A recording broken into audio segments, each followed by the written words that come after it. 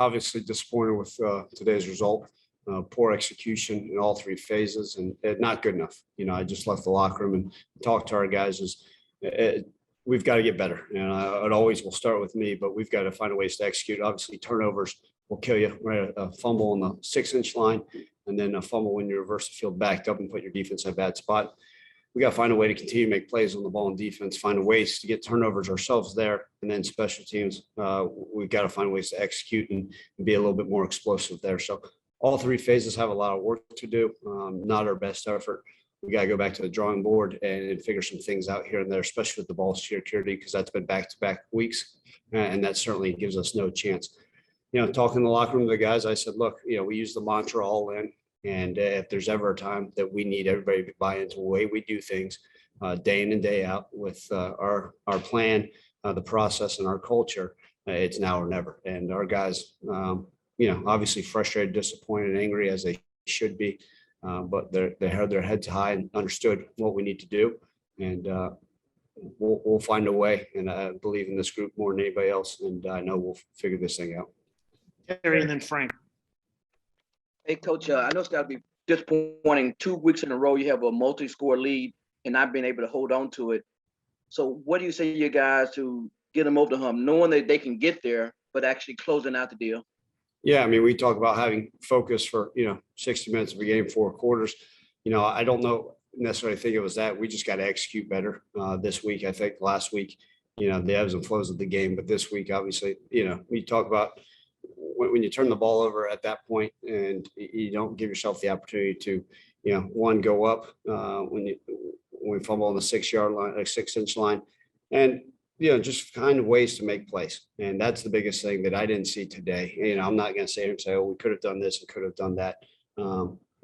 Last week was 100% on me, and I've got to find a way to get better. And guess what? This week I got to continue to find a way to get better. But we need to execute better.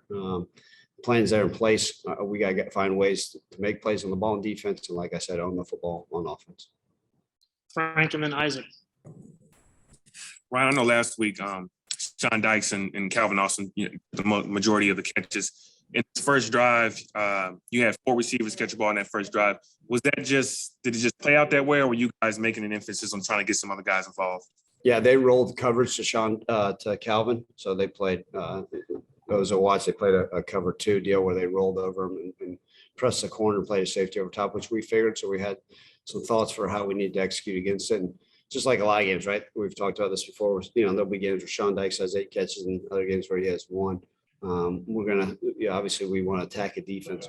If they're rolling coverage to those guys and doing different things, then we have to find other guys that have to step up and make plays. I see you went with Rodriguez Clark early on the ground game. Was that something that, because he showed in practice, or was that just you thought he might have been a better running back against this defense? We trust Rodriguez Clark to carry the football, but also Brandon Thomas put the ball on the ground again. So it's 2 fumbles by our young freshman back-to-back weeks. Doesn't matter his age. We've got to own the football. And it doesn't matter how good of a back he is. If we can't hold on to it, we don't give ourselves a chance. Isaac. Hey, Coach. Calvin came up a little hobbled there late in the game. I know he stayed in, but how was he in the locker room after the game? More than anything, just frustrated, angry. He loves his Memphis football team. He bleeds blue, and he's frustrated, and rightfully so. But from a health standpoint, I think he'll be fine. But that's up for further evaluation. Evan. Ryan, speaking on the injury front, we know Austin Myers, Isaac Ellis, and Gabe Rogers also didn't play. Do you have an update on their status? Yeah, we're going to assume that Austin Myers will be done for a good, significant future. Unfortunately, and Isaac Ellis, it will be day to day, and then same with Gabe Rogers. And Austin was injured again from last week, correct? Austin Myers wasn't. Yes, that was an injury. He didn't travel with their team this week. Gotcha. And then the second question for me, with the fumbling issues, you said you consider anything, consider where you guys are at this point. Would you guys consider maybe a change in running back, or just kind of, tell the guys, hey, we have to own the football, or is any option on the table now for this week? Oh, the problem is we've had 4 different people fumble the ball. So, I didn't want to get to the point where we're rotating 5 backs, but we did last year, and it's disappointing. Let's call it what it is. If none of them can own the football, then we'll go in empty sets and just throw the ball every darn play. But look, we're going to practice. We harp on it, Evan, and I'll continue to push it. We talk about it every huddle. We're just not executing it. And, you know, I've got great faith in our backs. Look, they're all young men that care and they're going to run their tail off. We all know they run hard. I don't doubt that at all. And the ball security issue is just one of those things that we've got to find a way to get fixed. You got to harp on it better in practice. I think we've got to continue to find ways to make it right. I mean, it's Brandon's had two, right? We know Asa Martin had one the first game. Colin Watkins had his on the 6-inch line, right? The quarterback had one last week. We've got to be better at it. And the only way I know how to improve is, you know, continue to harp on it more at practice and make it even a major, more important emphasis if we can. And then last thing, time of possession for the defense. Obviously, last week it was a concern with them running the ball as well.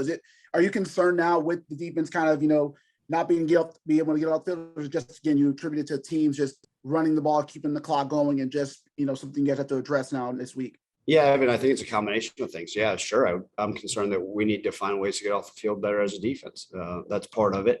They were also a huddle team that was really snapping the ball really around the 5 to 9 second mark as an offense. But we've got to do a better job of getting, you know, some 3-and-outs and getting some stops. And we need to find ways to get turnovers on defense. And it always come down to, right, I talked about making plays in the pass game, but ideally, if you don't stop the run, the time of possession will certainly be in their favor. And then as an offense, right, you got to find ways to execute. You can't go 3-and-outs. Tempo is great and all, but if you're going 3-and-out, then it's not as effective, obviously. So the time of possession is what it is. I always look at what the final score should be, but concerning just really when our snap counts and rep counts get high, but we got to find a way to get off the field. Thank you. Terry. Hey, Coach, we're not used to Memphis fair catching kickoff returns.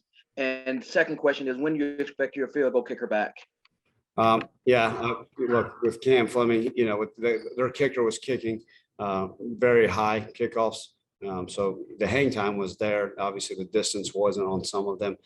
This was Cam's first game, obviously, with Gabe Rogers being out as a kickoff returner. And, you know, I always say this, if you fair catch every kickoff return, you're in the top 15 in the country. So it's part of it. So we're just, yeah, we're probably conservative there, but for good reason. The wind was swirling down there on the field as well. And then what was your next question, Terry? Your return of your regular pace kicker. Yeah, that's a good question. I like I've told you guys before, I'm not trying to sound funny. I don't know how to judge a kicker's injury. Hopefully he'll be back until that time, and Joe Doyle we trust, and then Noah Grant will obviously handle the kickoffs.